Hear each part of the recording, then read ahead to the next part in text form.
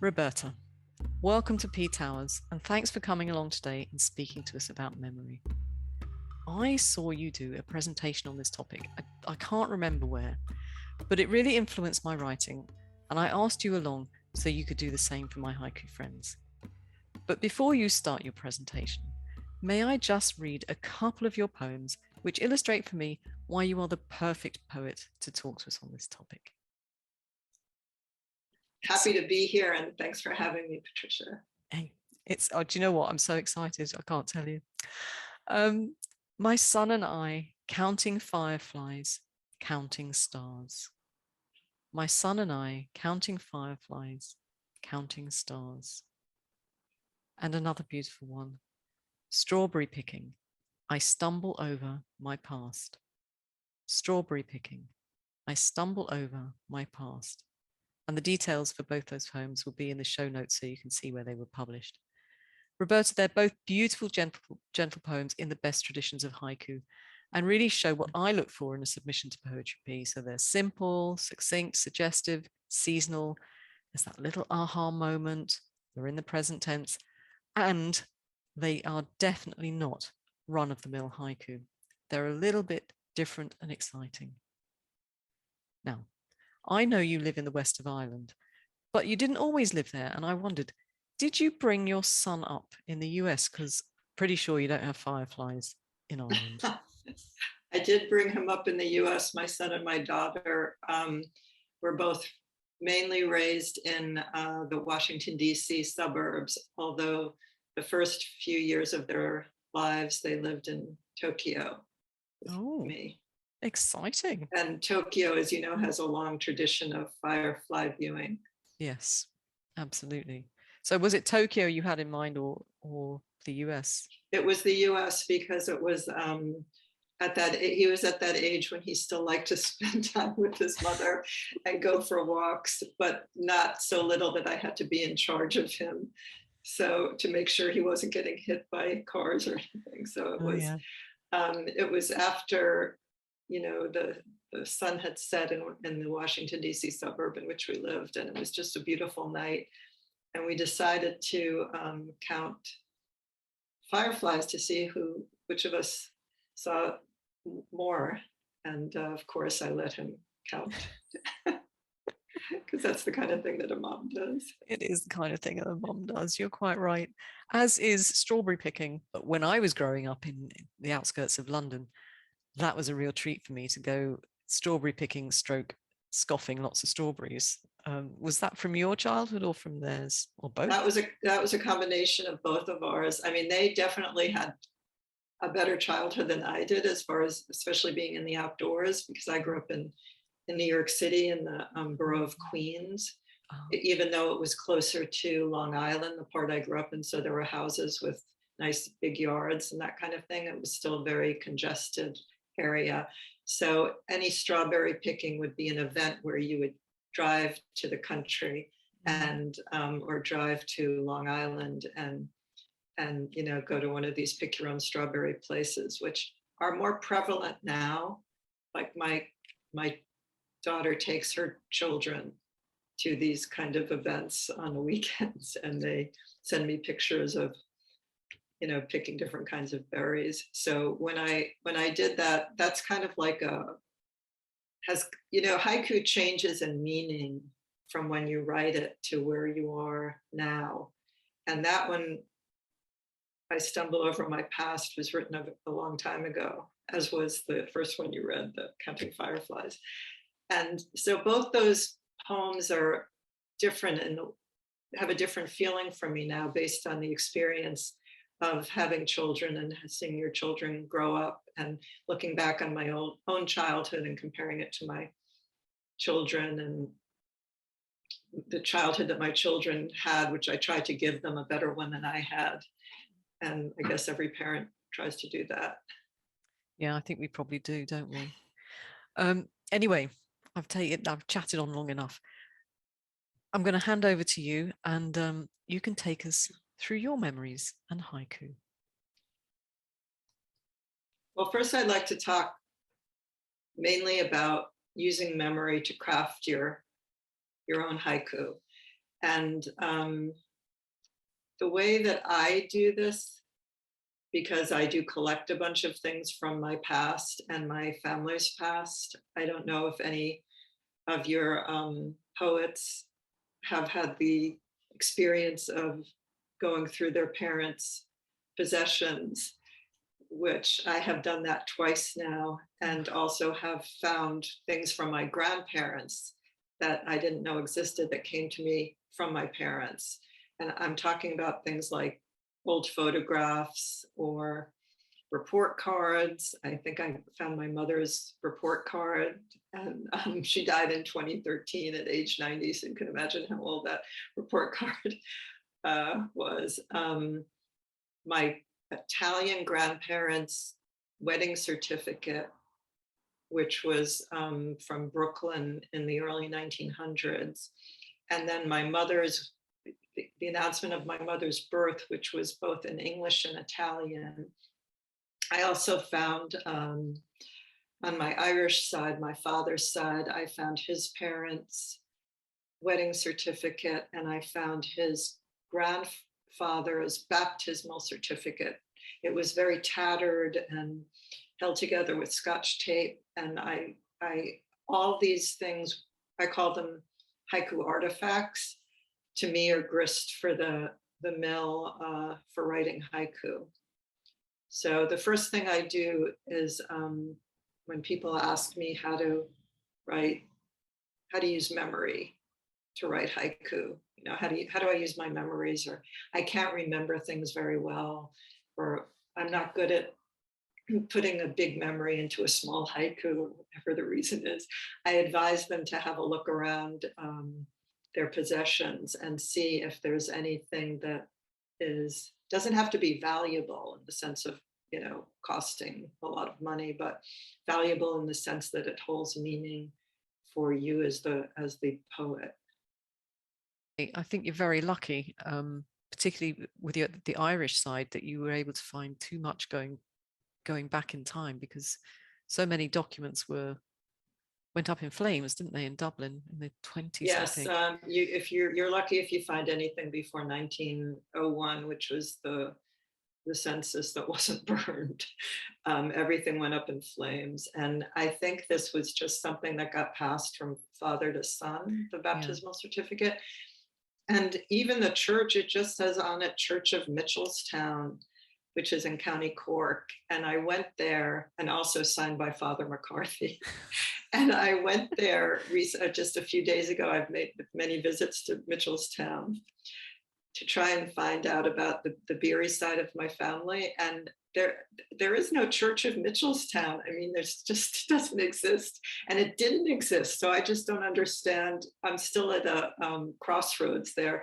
But anyway, it didn't prevent, you know, writing haiku about my father's experience and my finding things out about my father, because also from that era, which was first generation to come to the United States, to emigrate from Ireland and from Italy or Sicily in my mother's case.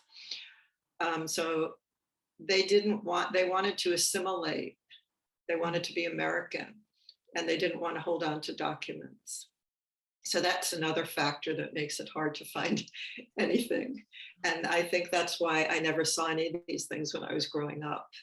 You know, it was only when I was in my 50s, when my parents passed away, that I was able to find these documents, because I had access then to their filing cabinets as executor of their estates. Should we go on to one of your examples? Now, one poem that it's published in the Unworn Necklace is about my mother's red hat. And this red hat, from my earliest days as a little girl, I would see up on my mother's closet shelf. It was hidden. It was in a hat box, one of those round hat boxes, like from the 1940s. And the hat was kind of the kind you wore in a slant, and it had a feather, and it was very kind of Katharine Hepburnish, or even going further back, Greta Garbo. And I was not allowed to touch this hat. And my mother wore it on special occasions, you know, going out to a dinner or going to church. And she looked very stylish in it. My mother was a very stylish woman and wore these clothes beautifully. They looked stunning on her. People thought she was a model even after she'd had a few kids. Anyway, so I would climb up on her vanity stool. She had a beautiful vanity table in our hallway with the kind with the three-way mirror.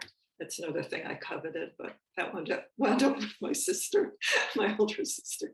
But anyway, I would climb up on the little stool and reach my grubby little hands up and get the hat box to come closer, and then it would, sometimes fall, but I would try to catch it, and then I would open it up and look at it because I was afraid to try it on. I just thought my mother would somehow know that it wasn't put back in the box exactly as she had put it back in the box, because I was a bit of a messy little girl and she was a very tidy woman. So I thought about that red hat a lot when I was little, and even when I was a teenager, and the whole time my mother was alive, even when she'd stopped wearing it. And at one point she gave it to me, and she wasn't working anymore and she had moved to Florida. And I don't know if you're familiar with Florida, but Florida for the entire state has a different clothes rule than, say, New York City, which is where my mother worked.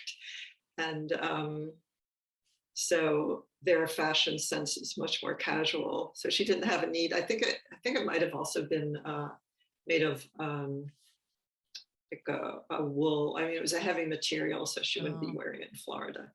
Anyway, she gave it to me. And even though I was also an attorney, as was my mother, I didn't have the fashion sense, and still don't, that she had. And so I wore it once in a while, but mostly I just kind of worshiped it and still do. I mean, it's still, I think I lost the hat box, or she didn't give me the hat box. I think she kept the hat box. Somebody else got that. But I did write this poem trying to get all these feelings about that hat, the red hat, all this emotion that it still evokes for me. And the poem is Mother's Red Hat.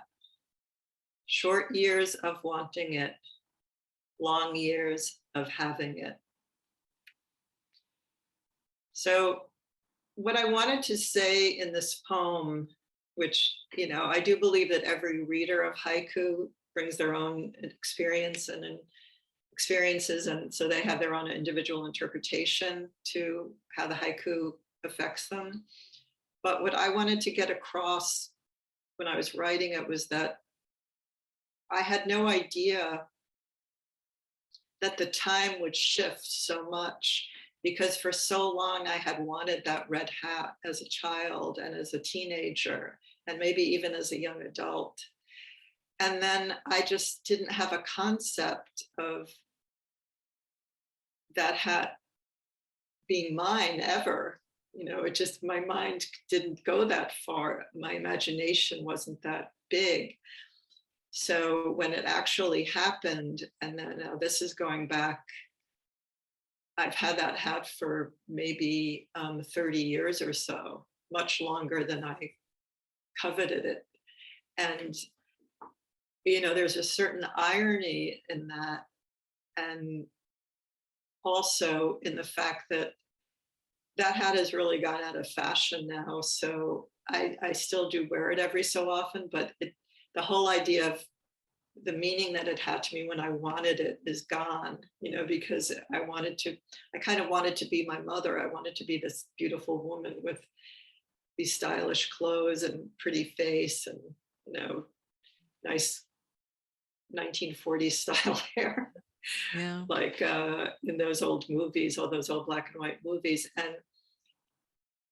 But the emotion of it being in my possession and evoking the memory of my mother is something that I didn't have a clue about in those early years. And that's what I think is the power of haiku, that it allows you to build on many different experiences involving, that object that has many different memories. Mm. So one object and decades of memories. Yes. in three lines. So I think that's a really wonderful thing about haiku. I'd like to talk about photographs now. Okay. I also inherited those old photographs as the third of four children. Not too many photographs of me I'm sorry. around, but many of my sister. And there's one particular one, which I'll read the haiku: school photo, the frown my sister grew into. And I think in this one, my sister is wearing, in the early years, we went to Catholic school, and those have uniforms in the States when you go to it's called a parochial school. Mm-hmm. So she was in a uniform, and I think she was around 10 in that. So I was a toddler, but I still knew my place in the hierarchy of the family, which was older sister, younger sister. Mm-hmm. And younger sister is not a great place to be. I've since learned that older sister also has its issues, being the eldest, but being the youngest, which I was the youngest for a long time until my younger brother came along. Basically, my sister was like put in the role of a second mother, mm-hmm. and she relished that role, and I detested her in that role. Or when she wore that role, which was quite a bit, because my mother worked and my father worked, and my grandmother was with us, but at that point, you know, she was quite elderly herself, my grandmother. Yeah. But anyway, the thing about this poem is my sister's frown is what I associate with that kind of older sister mode. You know, because telling a younger sister what to do, you're not going to be smiling, you're going to be frowning. Oh, yeah. So now some people have said to me about this particular poem, didn't that poem upset your sister?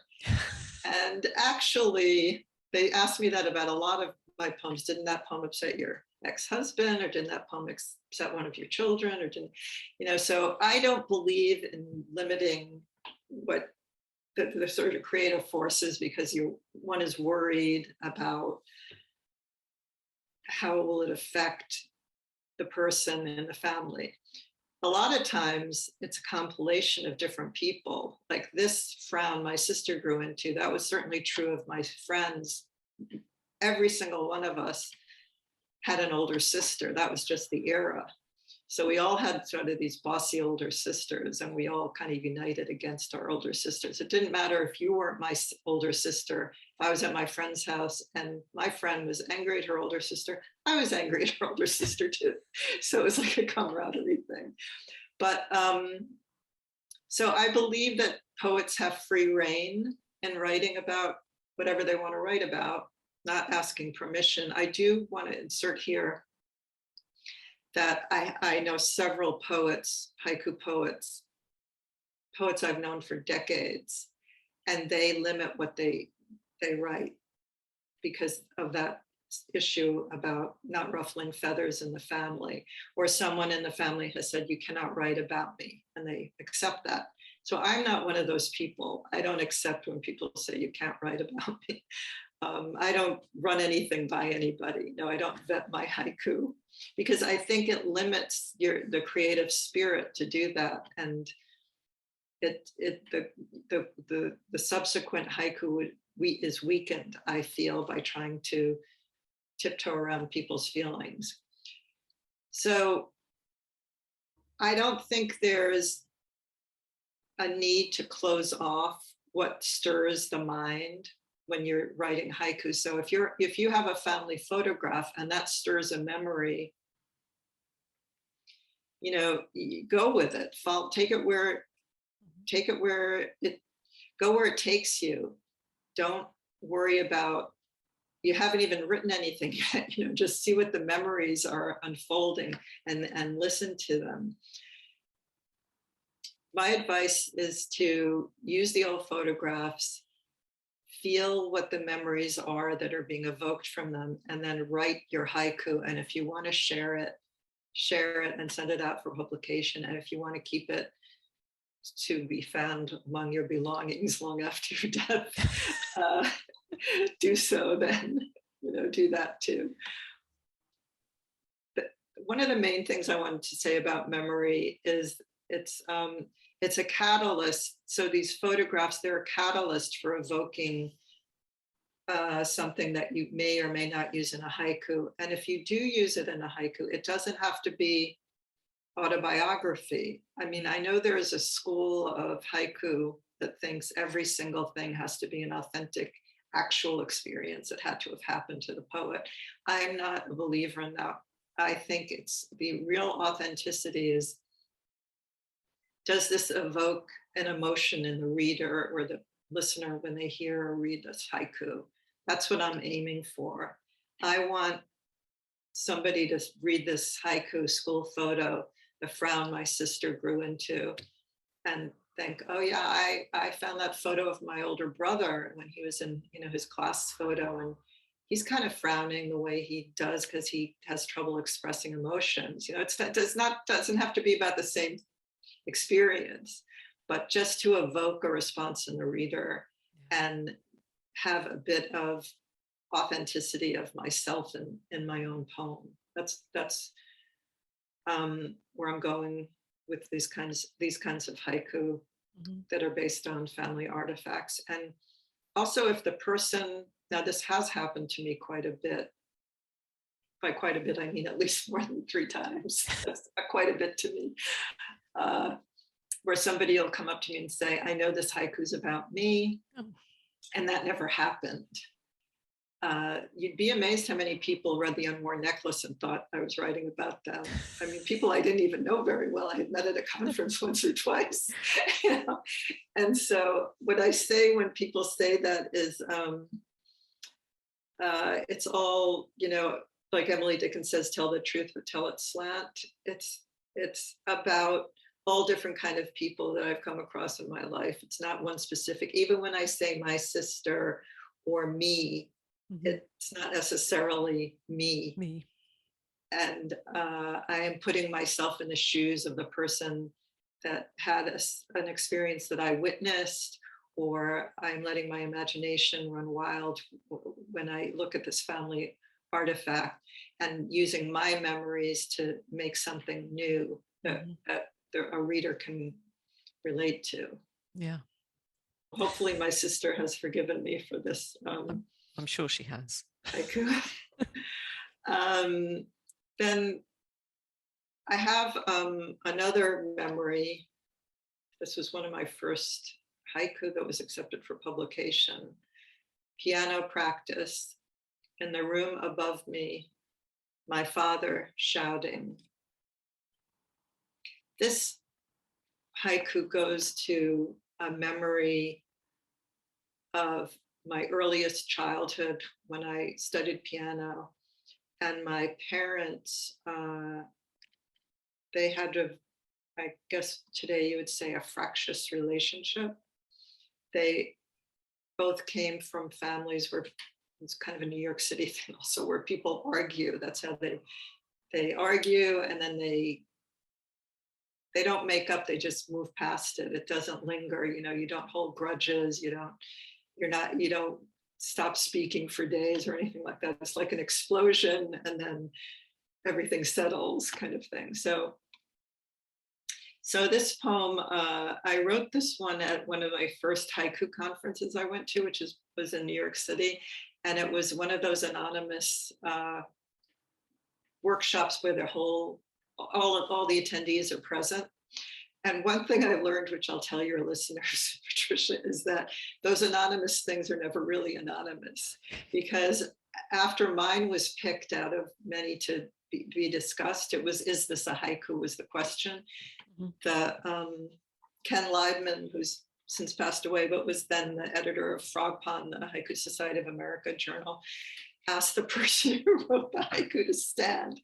And I was very new to haiku, and I was very lacked, I wouldn't say I had a lot of confidence in my Mhm. writing or anything. And plus we had been the discussion has been, is this even a haiku? So you can imagine how I felt. I got up very, gingerly and raised my hand. But the good thing was that after that session, I think it was Michael Dillon Welsh, who was the editor of Woodnotes, which unfortunately isn't around anymore, asked me to send him that one. Mhm. So I also had my first basic US publication. Since I had been living in Japan, I had a few haiku published there, but it was, this one is close to my heart. Now, some people ask me, how could you write about such violence or, such a chaotic household, where you weren't treated in a loving and respectful manner. Well, this memory, which of the piano, is multi-layered now because yes, my father was shouting at that particular time, but there were also other times when, I have also have good memories of him, and it's kind of who he was. That was his personality. That what I'm saying, like the temper and then the joking around right afterwards. So it doesn't have, it's like a bittersweet memory for me. It's not painful, I'm not a masochist. Yeah. I'm not writing about something that brings me pain. It's a combination of sadness and sweetness. And I also think about that when that experience of my practicing the piano, or it could have been that I was playing a song that he liked and he stopped shouting. He was shouting while I was playing it, and then he listened to it. He could hear the music, and then he came downstairs and said something like, "Oh, let me sing along," because we used to do that too. So it's got a lot of emotional resonance for me as the poet, but I also included it to show people that haiku poets, that it's okay to write about something that sounds like it was negative, it sounds like it was painful, because only you are the judge of your own experience. But bringing it and writing about it can, in one sense, heal the emotion that if it was painful. It can make other people feel like they're not alone. Somebody else had this experience, which is somewhat similar to mine, if not the exact one. But it's also just has many different interpretations. And now when I read it, I think of my son, who is a pianist and makes his living that way and teaches at a university. I had many years of listening to him practicing the piano as I sat on the couch across from him, and they're beautiful memories. And this poem reminds me also of those memories. Mhm. So, you just don't know when you write it. My advice would be, don't put something aside because you think it's not appropriate to write about a painful experience, because it can just evoke, that haiku can then evoke other memories later on when you go back and look at what you've written. Yeah. It didn't strike me as violent. It just struck me as sort of family life when there's a lot of you in the house. Right. And there were a You're lot playing of the us. piano and he's off shouting somewhere, and he could well have been shouting at one of your siblings, Right. because that's the sort of thing that would have happened in our house. One of us playing the piano, somebody's got the radio on or music on somewhere else, and your dad's shouting at one of you to stop, and so it goes. I just thought it was a beautiful picture, beautiful picture of family life, really. I wanted to talk about also repairing the memory, like the idea of the broken teacup. Yeah. Kitsugi, and how the Japanese, for centuries would use this mixture of gold and something resin, I think, to mend their teacups, and that the repaired cup is actually, with its imperfections, more beautiful than the original. Yeah. And to me, that is true of memories, that when you carry them over into a haiku, I think there's a bit of repair going on, and making and fashioning the memory into something that's even more beautiful because it's imperfect. Mm. So I don't really wax on about Japanese uh, ideas too much, because even though I lived in Japan for 5 years, because I think that, English language haiku is its own thing, separate and apart from the Japanese form. Yeah. And each country has its own kind of haiku. Yeah. It's we're not all imitators of Japanese haiku, but in certain ways, there are certain things that I do think apply, and I like to think of it as the mended teacup. First the broken teacup, then the mended teacup. And at this point, I'd like to say that don't be afraid of these memories, and listen with your heart open to what they're telling you, and what these either memories or the artifacts that we talked about, the family heirlooms that can be just an old piece of paper, an old recipe written on a torn piece of paper, or marginalia in your parents' hand in a textbook they used. I actually have one of those of my father's that's falling apart, but it's interesting to read his things he underlined and words that he defined. So don't be afraid to explore those things and use it as grist for the haiku mill. If you're open to going back and looking back and applying what happened in the past, applying it in the present and writing in the present tense about the experience, so it's even more powerful to the reader or listener. You can take things, you can say in Star Trek, you can open new worlds. And I hope that your Poetry P followers are going to use some of what they heard here and send you some awesome haiku. I hope so too. I think they will. I'd like to kind of wrap things up by including 4 haiku for each poet.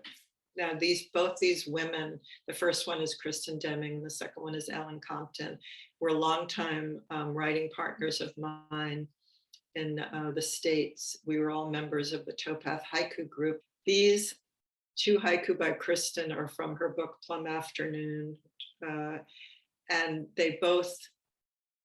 I helped her with that manuscript and putting them together, so I know a bit about what memories were evoked in her mind when she wrote these haiku. So the first one is Dawn Moon. Grandfather quietly candling our morning eggs. Now that I've come to love that haiku. Of course, when she wrote it, her grandfather had been dead for decades, but the memory was so strong with her in her mind that when I read the haiku in her manuscript, I said, "Your grandfather would quietly candling your morning eggs." I don't know what that means. It's not very clear to me. Is that something that you didn't have light and you had to use eggshells or something? I mean, I didn't know what it, so she just thought I was a complete city, person in my narrow world. And she said, no, candling eggs, it's when you hold them up to the light and check to make sure that they're, you take them from the incubator. As soon as she said incubator, I knew we were on new ground for me. Yeah. Because she was talking about fresh eggs, and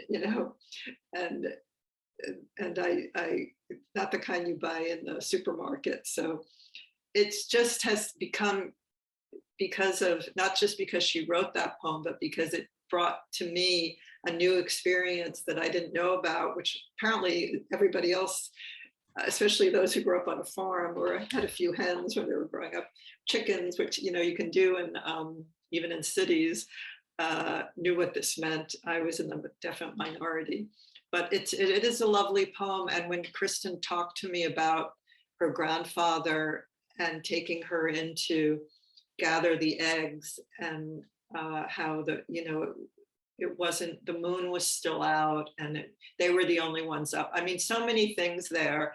that you get. You don't have to know all the background, you can supply your own through your imagination, but it's just, to me, a very strong poem. And I'm glad she didn't listen to me, because I advised her to take it out of her manuscript, which was then published and won a few awards.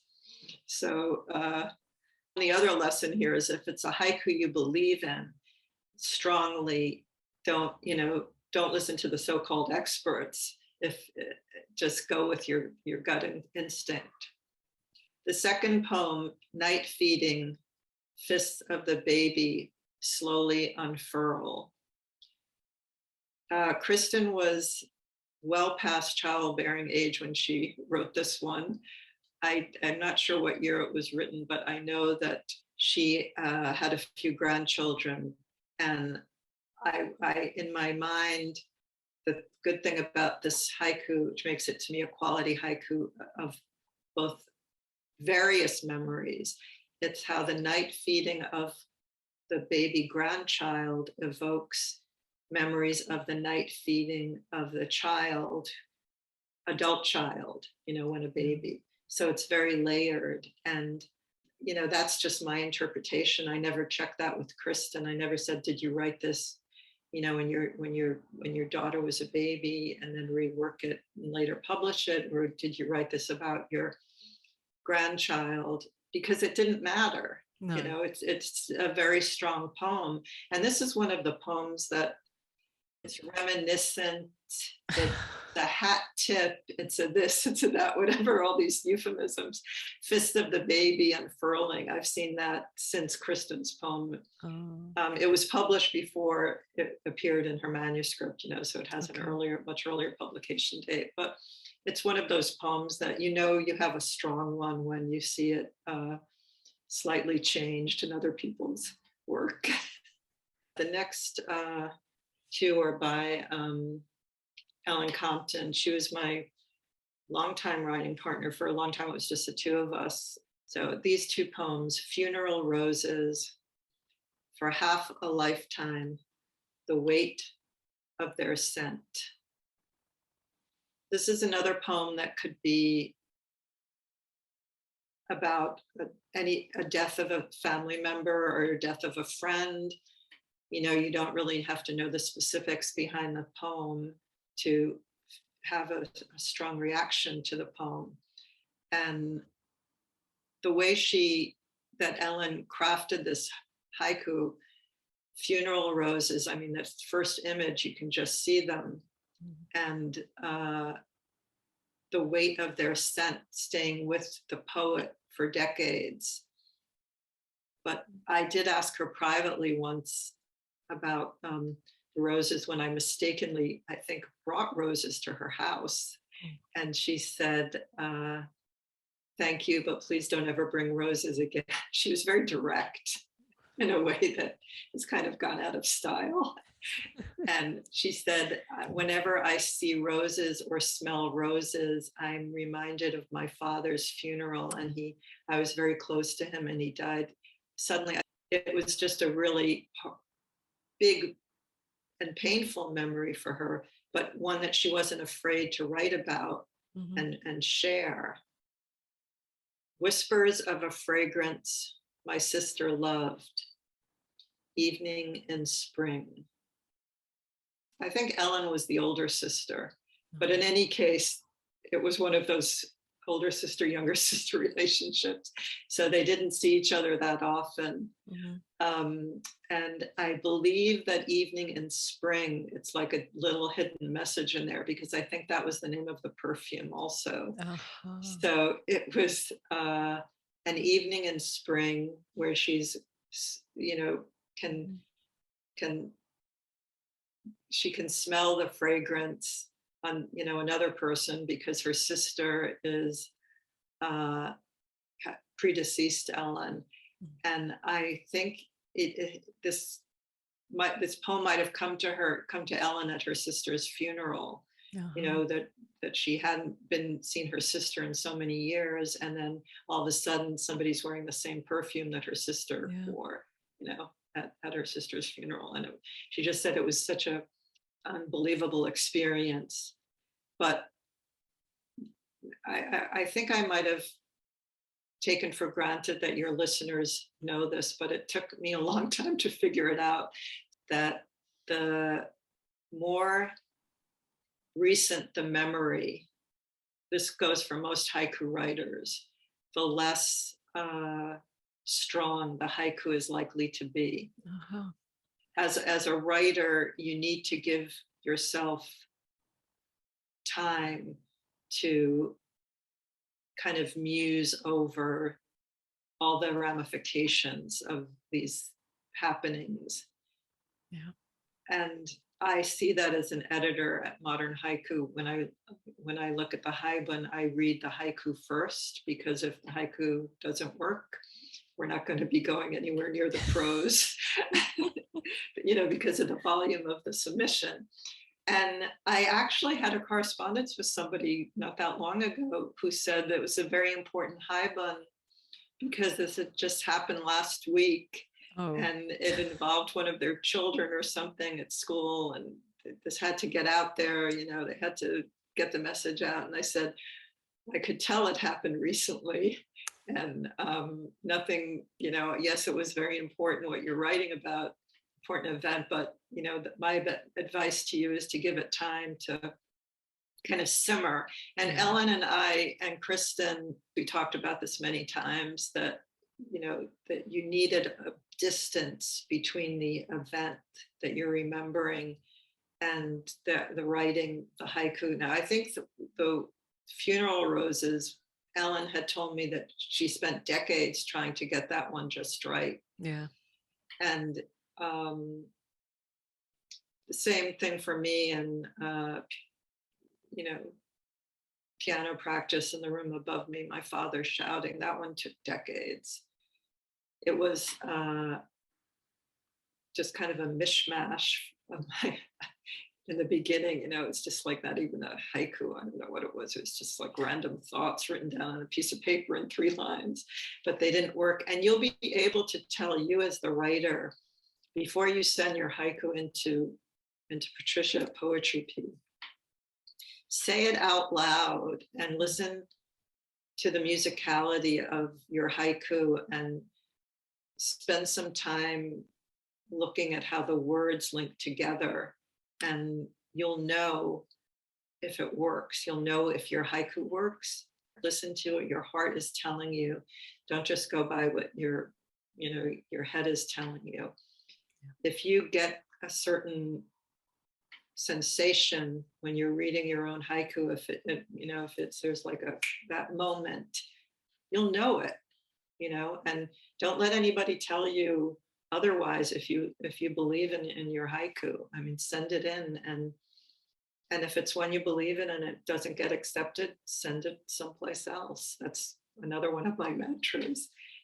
Oh yeah. Other ones do need work. I'm not saying everything comes out perfect the first time. I've worked on haiku about memories that, the tangle up of memories take a while to figure out. But I've always been able to tell the ones that do work and the ones that don't work or that need work. Yeah. I always think of rejection as an opportunity to rethink. But then, as you say, if you rethink and you dwell on it for a little while, and you still think it's strong, like you said, send it somewhere else. A rejection is just that editor's subjective point of view. Yeah. And it could be that they just have gotten too many funeral roses, haiku that month, or too many death haiku, or too many sad ones. I do see that as an editor, I know that I get a lot of perfectly wonderful work that can't accept everything, just because of space issues. Keep going, keep looking, make the past part of the present if it's all possible, and work it into your haiku. Don't get stuck in the past, but use the past as another tool to strengthen your writing.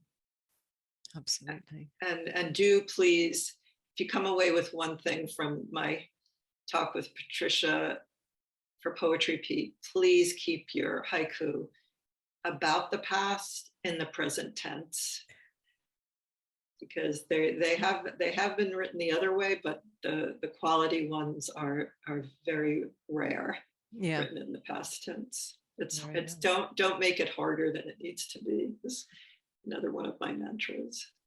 Oh, definitely. Thanks, Roberta. You've inspired me again. One of the most important messages I took from the last time I heard talk about memory from you was not to be afraid of the painful memories. I think you've made that clear again.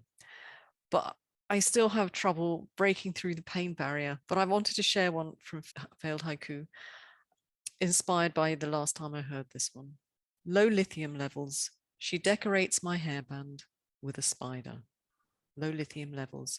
She decorates my hairband with a spider.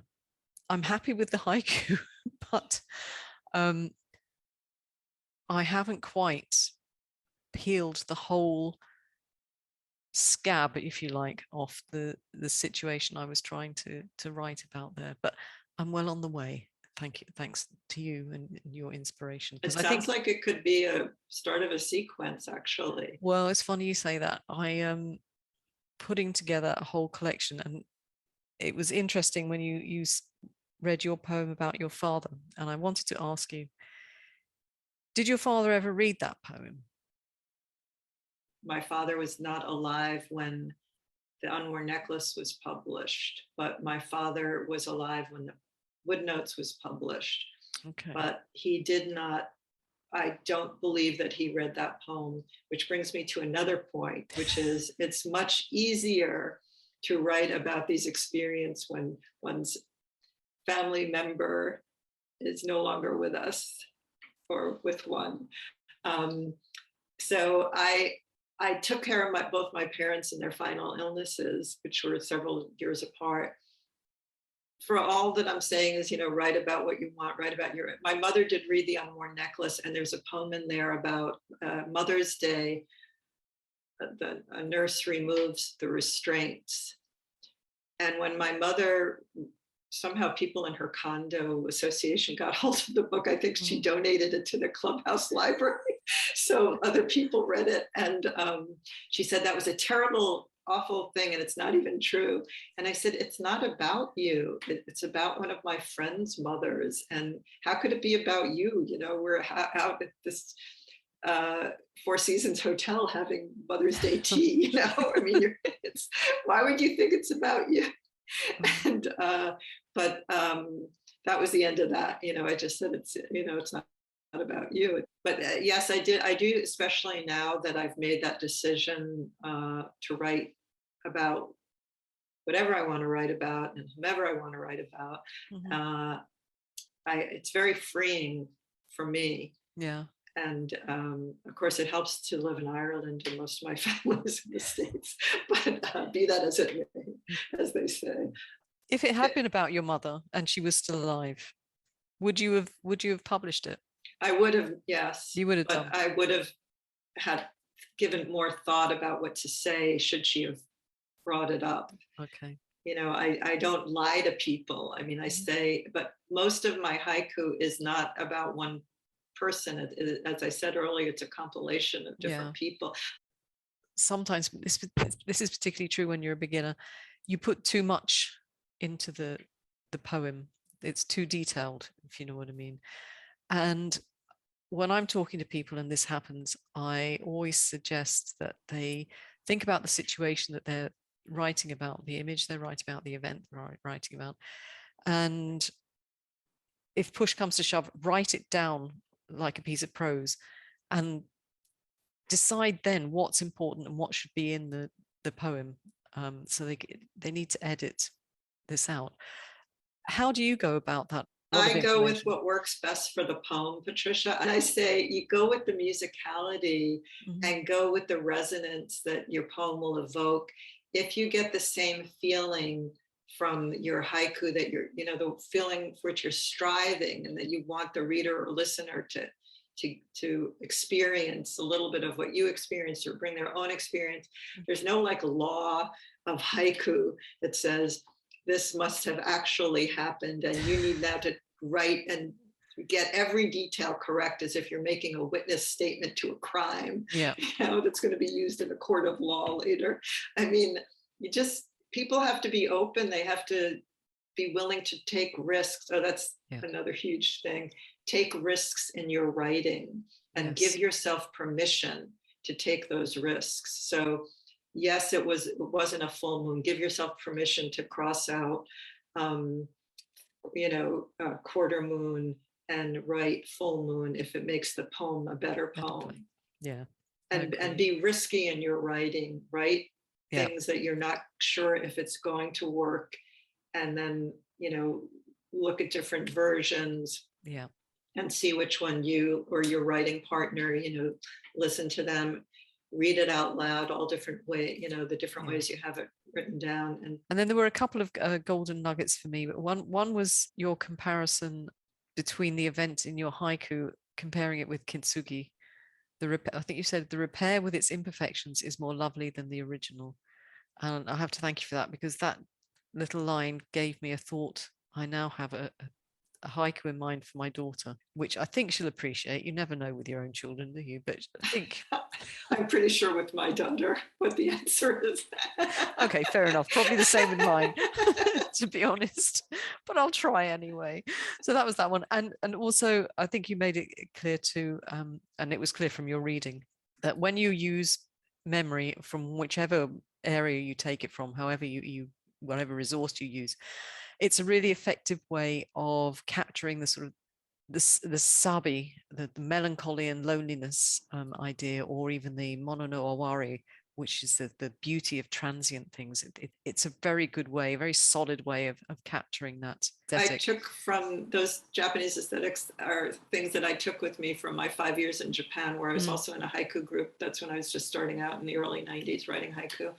And I mean, they become part of you. They become part of your haiku psyche. So you don't really think about them when you're writing, but you're right. That is what the best haiku has going for it, that deals with memory and how things, impermanence of things, and, this fleeting world that we inhabit, and the beauty of things as seen through their imperfections. I mean, there's so much there that it's hard to talk about, in our brief time together. But it's the more haiku you write, the more that you will be able to develop those aesthetics yourself, and it will, improve your writing.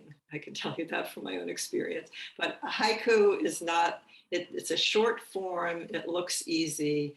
It's all deceptive. It's a hard form. It's a hard form to get right. Don't beat yourself up if you can't get it right with one haiku. If you just get stuck, move on to something else. Put that one aside. You'll find it later in your desk drawer.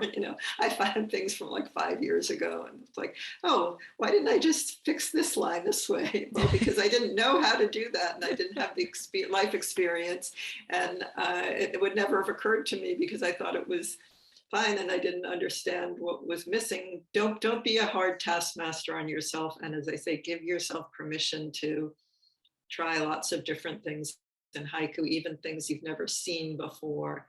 And I believe to go for the emotion rather than the effect. That's my own personal view of haiku. I know other people go for shock effects or make it more like a language puzzle kind of thing. I'm not one of those practitioners. So I do feel that memory is a gift, and that, as one gets older, I do find myself remembering more from my childhood. I can still remember what I had for breakfast, so things aren't that bad. But good. It's like you can mine those experiences and realize that they're individual experiences, but they have a universality to them, that you can craft your haiku and access that, both the specific experience, memory, and the universal feeling or emotion. So I just think it's a wonderful form. People say, why do you write haiku? Why don't you write more long verse? Why don't you do this or that? I do write other things, but haiku's my one true love. It's my soulmate. So I'm not going to mess with my soulmate, and go looking elsewhere. Roberta, thank you. 1,000 blessings on you for coming along and helping us out today and giving us the benefit of your wisdom. And you know what? I'm really looking forward to reading what people send us, having heard this talk. Me too. Yeah. Once it's up there. Once it's up. So don't forget, if you'd like to know more about Roberta, please go and visit her website. The details will be on the show notes. Thanks, Roberta. Thank you, Patricia.